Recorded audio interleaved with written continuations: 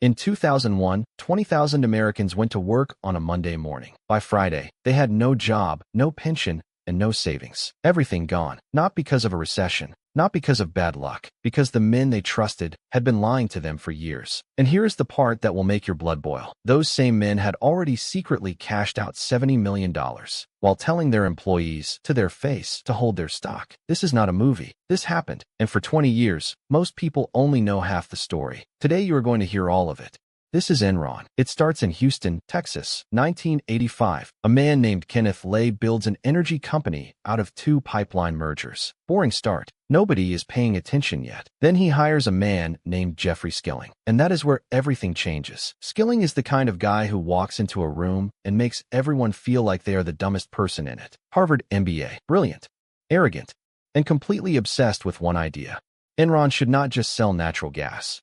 It should sell risk. Think of it like this. Instead of being a grocery store that sells food, Skilling wanted Enron to become the stock market for energy. Electricity contracts, weather derivatives, broadband futures. If you could put a price on it, Enron would trade it. And it worked. By the late 90s, Enron is the sixth largest company in America. Stock price above $90 a share. $70 billion valuation. Forbes named them America's most innovative company 6 years in a row. Employees were putting their entire retirement savings, their 401ks, into Enron stock. They were encouraged to do this. HR sent internal memos telling workers Enron stock was a strong buy. These are people who spent 20, 30 years building a retirement. School teachers' husbands, single mothers, guys 3 years from retirement, all in. And why wouldn't they be? The company looked unstoppable. But here is what none of them knew. None of it was real. Here is how you fake being the most successful company in America.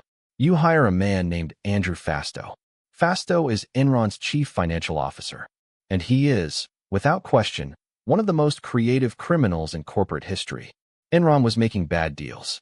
Lots of them. A power plant in India that hemorrhaged hundreds of millions of dollars.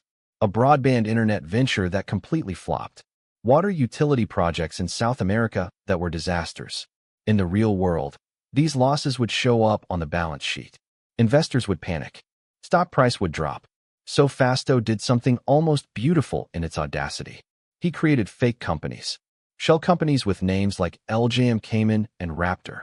These entities existed for one purpose only: to absorb Enron's losses and hide them off the books. Enron dumps a failing project into one of these shells. The loss disappears from Enron's financial statements. The quarterly earnings report still looks incredible. Wall Street cheers. Stock goes up. And Fastow? He was personally running some of these fake companies on the side and pocketing tens of millions in management fees. His bosses knew. They signed the paperwork. But wait, there is another layer to this. The accounting firm auditing Enron was Arthur Andersen, one of the most prestigious accounting firms in the world. 89 years old, 85,000 employees worldwide, trusted by some of the biggest corporations on the planet. They signed off on Enron's books, year after year. Either they missed it, which would make them incompetent, or they saw it, which would make them criminal. Either way, they cashed their checks and said nothing. And the major banks? J.P. Morgan Chase, Citigroup. They helped Enron structure financial instruments that disguised loans as revenue. Everybody was getting paid. Nobody wanted to ask questions. Here is the thing about fraud at this scale. It does not survive on complexity alone. It survives on confidence, on the collective human desire to believe that something too good to be true is true. Now here is the part of the story most people skip over, because this is where it gets deeply personal. In the summer of 2001, a journalist named Bethany McLean at Fortune magazine asks one question that nobody on Wall Street had thought to ask.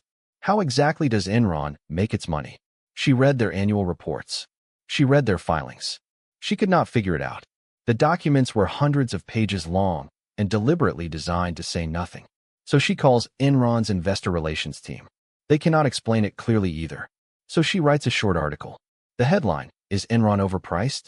Jeffrey Skilling calls her personally and tells her she is unethical for asking a basic financial question about a public company. That phone call became famous because it was the sound of a man who had never been questioned, being questioned. 2 months later, in August 2001, Skilling suddenly resigned as CEO. After only 6 months in the role. Personal reasons, he said. On Wall Street, That is never just personal reasons. Then a woman named Sharon Watkins, an Enron vice president, sends an internal memo to Kenneth Lay. It said, and I want you to hear this clearly, I am incredibly nervous that we will implode in a wave of accounting scandals. She wrote that internally, to the CEO, with her name on it. Kenneth Lay's response. He had Enron's own law firm investigate Enron. Unsurprisingly, the lawyers found nothing wrong. By October, it was too late to stop. Enron announces a $638 million quarterly loss. The SEC launches an investigation. Within weeks, the whole structure comes apart. The fake companies were real. The profits were fabricated. The earnings reports were fiction. The stock, $90 a share just 12 months earlier, fell to under $1. December 2, 2001. Enron files for bankruptcy. At that moment, the largest corporate bankruptcy in American history. 20,000 people lost their jobs overnight, not over the next few months, overnight. They showed up Monday and the doors were locked. And the pensions they had spent decades building? Gone. Because it was all invested in Enron stock. Now worth nothing. And while those 20,000 people were being told to hold their stock, Kenneth Lay had already sold $70 million of his shares. Skilling had quietly sold tens of millions more. They knew the ship was going down. They just did not say anything. Not to the board. Not to the shareholders.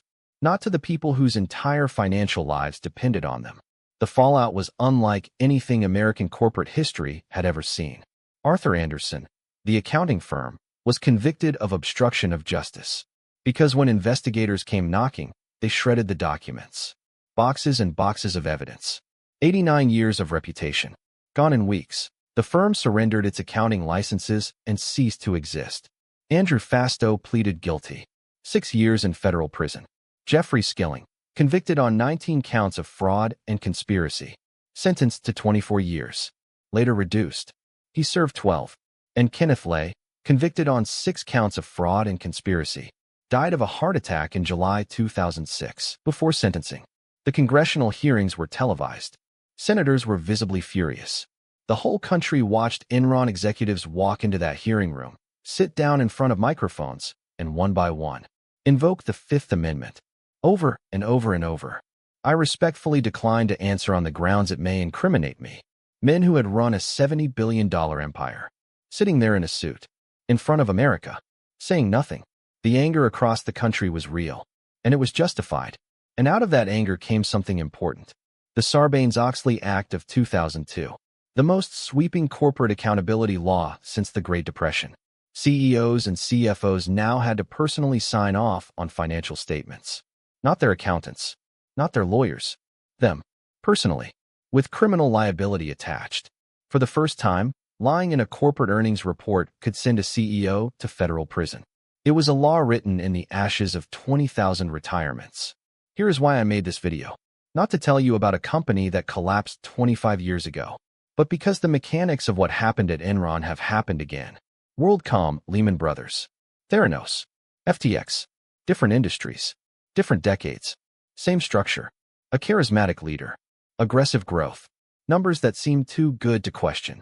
Everyone making money, nobody asking questions, and at the center, regular people who trusted the system and paid for it with their life savings. Psychologists call it normalcy bias, the deeply human tendency to believe that because things have been fine, they will stay fine. We are wired for it. It kept us calm on the savannah. It destroys us on Wall Street. The 20,000 people who lost everything were not naive. They were not careless. They trusted the CEO who smiled at the all-hands meetings. They trusted the accounting firm with 89 years of reputation. They trusted the regulators who were supposed to be watching. Every single layer failed, all at once. That is not bad luck. That is a system designed to protect the people at the top, at the expense of everyone below them.